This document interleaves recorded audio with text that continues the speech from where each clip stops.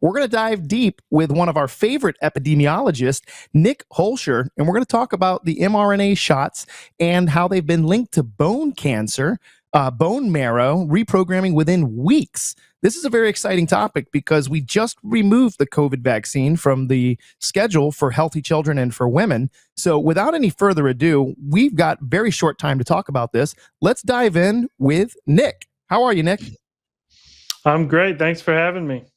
Absolutely, brother. So I know there's been a lot of stuff going on right now between the fallout between Elon Musk. It's the battle of the billionaires. Like if we didn't see that writing on the wall, when you get two MAGA guys with huge egos swinging bats around, it was only a matter of time before one of them's ego got in the way.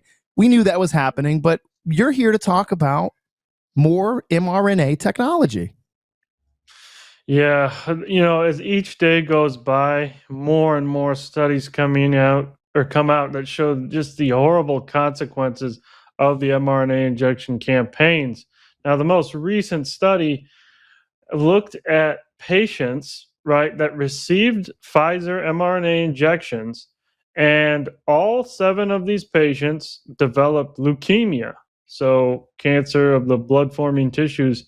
They developed leukemia within 2 months, all of these patients, and they looked at their metabolics of their bone marrow, so how the bone marrow was operating, and they found that in these Pfizer injected people with leukemia, that it actually matched the profile of normal leukemia in unvaccinated individuals, but with distinct differences, right? So there was about four major differences in the metabolic profile with the mRNA injected leukemia participants compared to the unvaccinated leukemia participants. So this indicates that these mRNA shots literally reprogram the metabolics of your bone marrow, resulting in leukemia. And this just corroborates now about 20 other studies now that indicate that these shots are indeed carcinogenic. So now let me ask you, the viewers are going to want to know, is this specifically Pfizer or is this all mRNA technology, meaning Moderna, the Johnson & Johnson? Is this mRNA in broad, or is there specifically something going on with the Pfizer version? I think it's both. A lot of the time the studies will pick just one of the mRNA shots, but we can assume that very similar effects will happen with Moderna as well. Because they do operate on extraordinarily similar platforms, right? They both induce the body to produce the toxic full-length spike protein, and so we would expect that Moderna could have similar results here. But obviously, testing would be needed. But regarding the Pfizer versus Moderna debate, a recent study actually was put on the preprint server about a month ago, with Florida Surgeon General Joe Ladapo as the senior author. And they actually found that those who received Pfizer, among 1 million Florida residents, those who received Pfizer had about a 36% higher risk of all-cause mortality compared to Moderna recipients. So that study indicates that Pfizer could possibly be more dangerous, more deadly, but that needs more investigation. Yeah. So let's talk a little bit about the vaccine-induced AIDS part, because I know there was a lot of people that were coming out saying that these COVID shots were going to, within 5 to 10 years, everybody was going to be testing positive for some form of AIDS, or their body would be showing similar symptoms to those who suffer from AIDS. Now, that's directly linked to the immune system, correct? Yeah, that's correct. Autoimmune deficiency, right? So basically your body's immune system just breaks down, becomes compromised, and specifically when you induce mRNA injections into the body, your body will start to attack itself, and what will happen is what's called IgG4 class switching with repeated booster shots. That means your immune system's literally reprogrammed, starts producing useless antibodies that don't prevent infection, and in fact increase your risk of infection. increase your risk of cancer and autoimmune diseases. And this has been documented now in many studies. One that followed mRNA recipients over the course of their like 4 boosters, and they confirm that the immune system does indeed become severely dysregulated by these shots. Wow, that's absolutely incredible. So, what are these people? What can they do? We have to be able to offer some type of hope, and I believe that power that made the body can heal the body. I think God put everything here on earth that we need. Sometimes we make mistakes and we go injecting things that were made by man. I don't think God ever intended for us to have self-replicating mRNA technology into our body, but there's got to be some hope. What's on the other side of the bridge to healing? Yes, there is hope. There is hope. And, every day more and more studies are coming out. Here at the McCullough Foundation, we're trying to study solutions to this crisis of injury and disability. But what's shown the most promise, I would say, so far, and it's been confirmed now in 2 studies, and it's really been confirmed over the past few decades for many different ailments, is vitamin D, sunlight, right? 2 studies now. One of them found that when you raise your vitamin D levels to adequate levels, your chance of death, of hospitalization from vaccine-induced myocarditis is drastically lessened. And so your outcomes are much better from vaccine injury, according to that study, when you have proper vitamin D levels. And all of the myocarditis patients had inadequate levels. And so that's probably expected because they have this pathology and that will deplete their levels. So vitamin D is absolutely critical. Also, another study found it improves chronic fatigue syndrome, post-vaccination syndrome, when you raise those levels to adequate levels, as well as all-cause mortality. About a decade ago, a study came out, a meta-analysis, and found that adequate vitamin D levels drastically decrease all-cause mortality compared to when it's inadequate. So absolutely critical, sunlight, and then obviously proper nutrition, proper exercise. You do not want to be sitting, on your chair for hours on end with terrible blood circulation when we have these spike pathologies now circulated in the population. You want optimal blood flow, and one way to do that obviously is exercise. But then there's also nutraceuticals.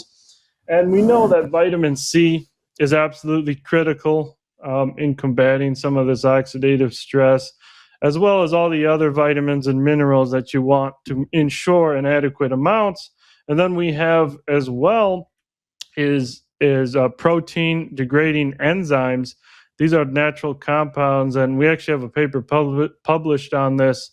It's McCullough protocol-based spike detoxification. It's nattokinase, bromelain, and curcumin, 3 safe compounds that have shown promise in the test tube and now in N of 1 trials. So in these case reports showing improvements in degrading the spike protein and resolving these blood clotting pathologies.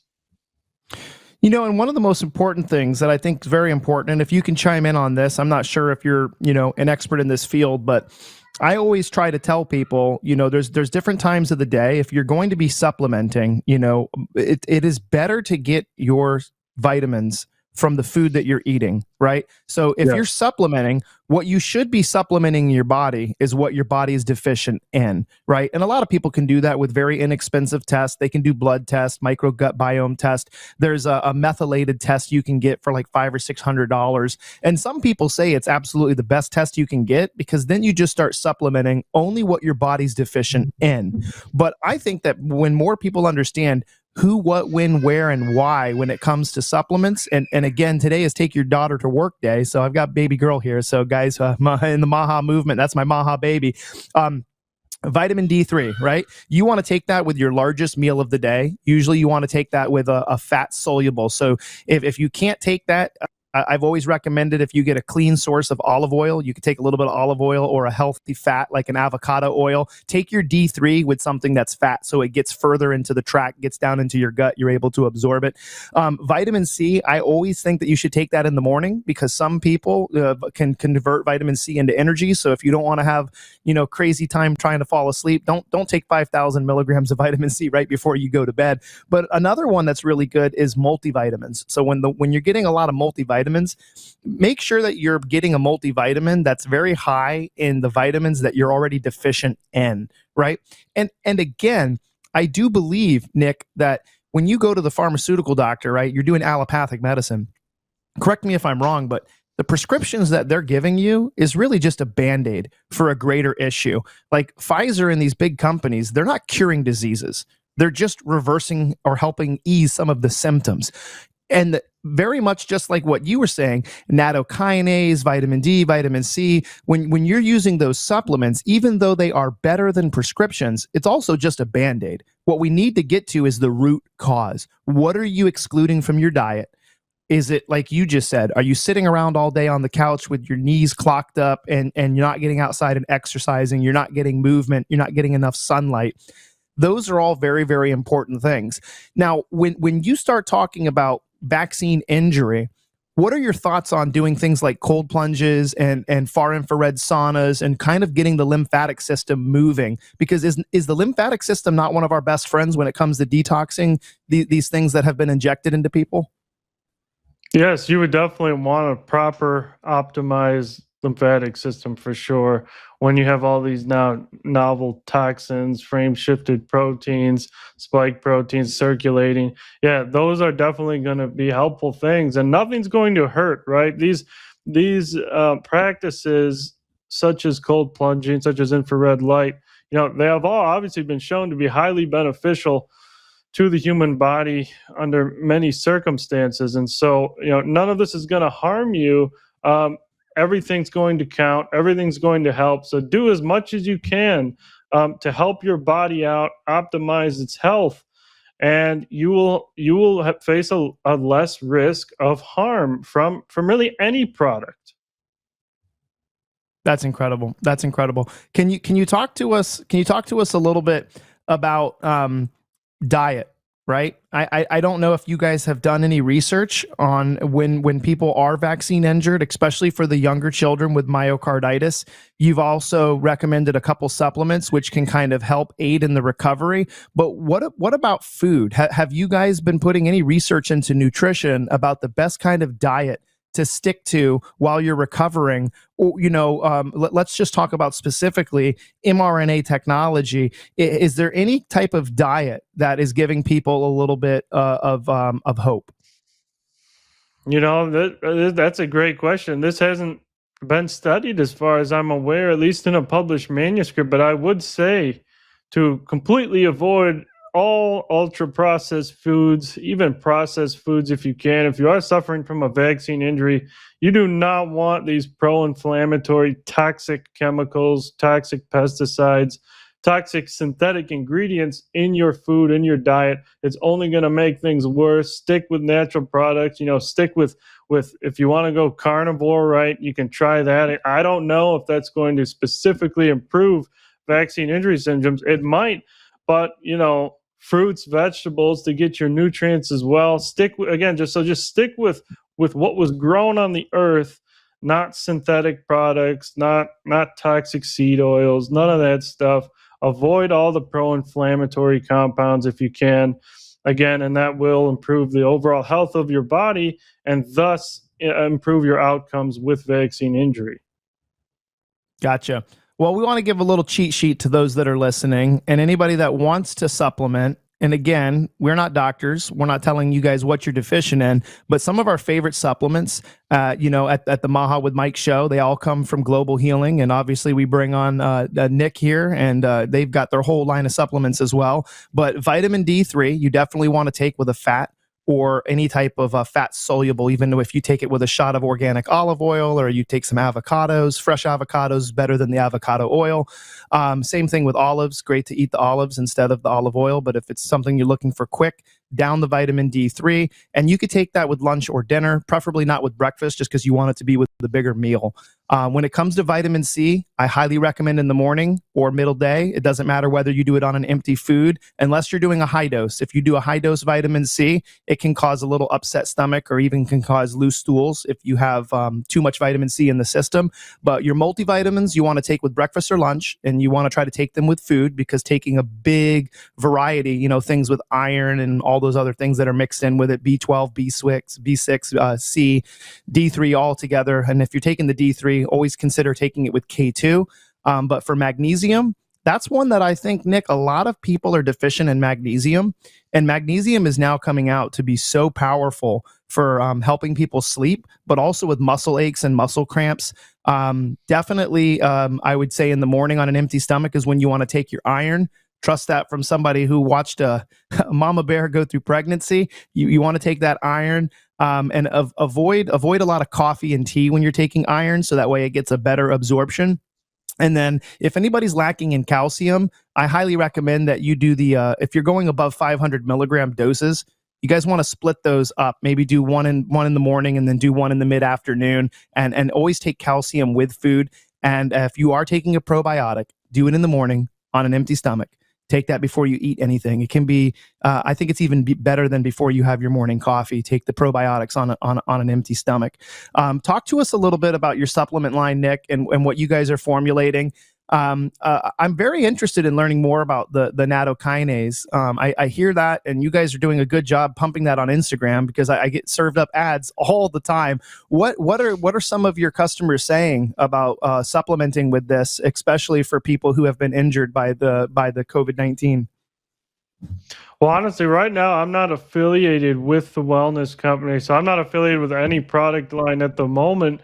But I would say that Dr. McCullough has had many patients come forth and indicate that their symptoms have significantly improved when they did start taking these nattokinase, bromelain, and curcumin, because these, quite frankly, are potent degraders of the spike protein. We know that's the case. We know it reaches circulation in the body and thus should exert these effects and improve the blood flow, break up some clots that might be there. And so we have heard a lot of positive feedback. We've seen spike antibodies kind of go down as people take this regimen. But we really do need like massive funds of studies on these compounds and many other compounds in improving vaccine injury syndromes, because it's really being ignored, right? And when I look at PubMed, like maybe every few months a study comes out on treating vaccine injured. It's so rare. So this has to be, a huge focus, as millions of Americans have been injured by these products, unfortunately. And so, yeah, we do need to start moving forward with this. So I don't know if you're very well versed in this realm, but I want to ask you, from what you've seen in the research that you've been seeing happening, and as far as we now know that these first couple cases that you were talking about were leukemia, which is obviously in the blood. Where do you think we'll be at in 10 to 15 years as far as chemotherapy? If Robert F. Kennedy and his team are focusing on all these natural ways to start increasing T cells, and they're putting more research into immunotherapy. I know that they're doing, Germany and France are leading the world right now in creating specific vaccines for cancer. My question to you is kind of like how we saw the old tube televisions disappear and the rotary phone dials are no longer here, but just in museums. Do you think that our generation or our children's generation will go back and be like, oh yeah, chemotherapy was that weird thing that they injected a bunch of people with and they all died? Yeah, I think that's going to end up being the case. They're going to look back, I believe, maybe 30 years, 40 years, and they'll look back at chemotherapy as barbaric and kind of caveman-like thinking of destroying the entire body to treat a cancer. We got to get away from this caveman like barbaric treatments that just significantly damage every body system, right? We got to move towards targeted approaches and even towards natural compounds, like medicinal mushrooms, like cordyceps, like turkey tail mushroom.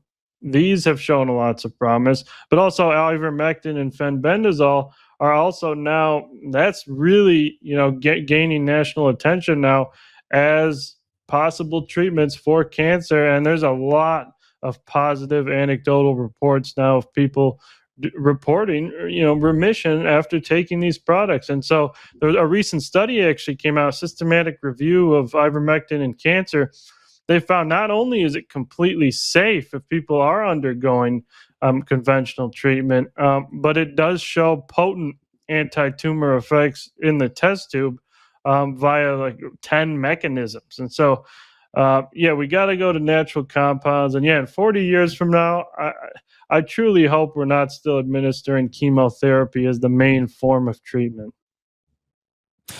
Let's talk a little bit about that. I don't know how well versed you are, but when it comes to ivermectin, I consider myself somewhat of a savant.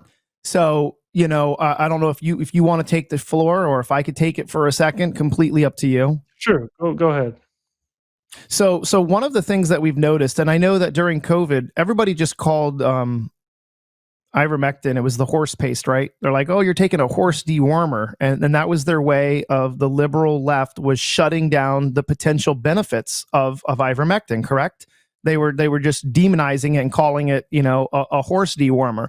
But what we're actually starting to see happen is, even though this is what we call a repurposed drug, right? What's happening is you're seeing the inhibition of cell growth. So ivermectin is actually disrupting cell division, and it induces what's known as cell cycle arrest.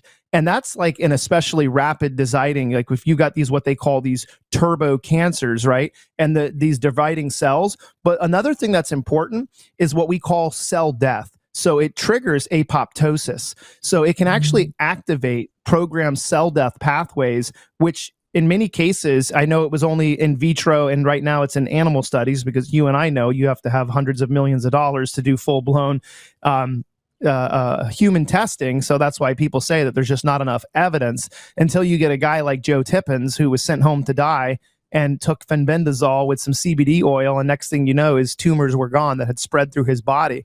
But another thing that's really cool is it reduces drug resistance. So when people are using immunotherapy or even chemotherapy, when the research is showing that ivermectin is actually targeting proteins like I think it's glycoprotein, which it pumps the drugs out of the cells, but more importantly, it modulates the immune system. That is so important, because what happens is, I really don't think that cancer is the disease that they tell us.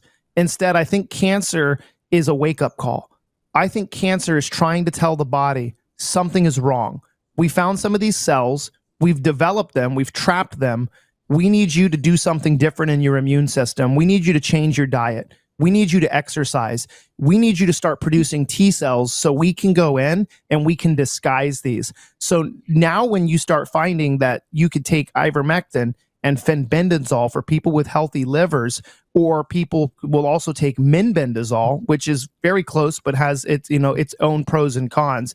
But something that's really beautiful is how inexpensive this stuff is, Nick, compared to $300,000-$400,000 in allopathic care. And I don't think that there's any clinical studies that are going to be done immediately. I think it's going to be more word of mouth and people kind of doing trial and error. But when you look at Joe Tippins, this is somebody where chemotherapy had failed and they had basically sent him home to die. And it was his veterinarian who had recommended that he try the I think it was Panacure was the brand, but it was basically just a dog version of fenbendazole. Yeah, and you just laid it out beautifully. It has immense promise. It shows immense promise in the test tube and immense promise in the limited human data that we currently have. And so, this is the work, these studies and large scale trials, those should be initiated as ASAP by our public health authorities, based on this extraordinarily positive evidence, because cancer is affecting so many people right now. It's one of the leading causes of death. Then you introduce about 70% of Americans took at least one dose of an immune dysregulating carcinogenic injection. And so we got to get on top of cancer ASAP as levels continue to rise in the younger populations as well as the older populations. Well, and the other thing is when we start to cut things out of our diet that are naturally reducing, inflammation, and we run to these ultra processed foods, it's no wonder why they're so scared of ivermectin, because ivermectin has been very well linked to anti-inflammatory properties. So when you look at chronic inflammation and how it's been linked to cancer progression, you guys have to get out there. You need to exercise, go see your chiropractor weekly, and you guys have to stay away from the center of the death camp, which is what I call ultra processed food aisles. You walk in, my grandma told me all the time, when you walk into a grocery store, turn right and then go all the way around the store until you get back to the cash register. So go to the fresh baked goods, look for the non-bioengineered food, look for the sourdough, look for ingredients that you can read. Stay away from the deli department with the ultra processed meats. If you do go in there, get a roast beef that's organic or grass-fed or grass-finished. Try to get the eggs that were pasture raised, free range, organic. And if as much as you can, guys, stick to your local farmers. I don't care. They will tell you that the local stuff is bad for you, but it makes no sense to grow a tomato in Kentucky and then have to ship it to California. It's ridiculous. I would tell you are much better going to a local grocery store or a local bodega, knowing that they took care of it, the love that they put in, the guy that's playing a guitar for his corn. I trust that more than Monsanto seed. Nick, it's been beautiful. If anybody wants to follow you online, what's your handle? Yeah, you can follow me on X at NIC Hulsher, as well as on our Substack publication, thefocalpoints.com. Awesome. Fantastic. Thank you so much. We're going to go to a quick break and hear a word from Mike Lindell, and then we're going to be bringing on our next guest. Thank you so much, Nick.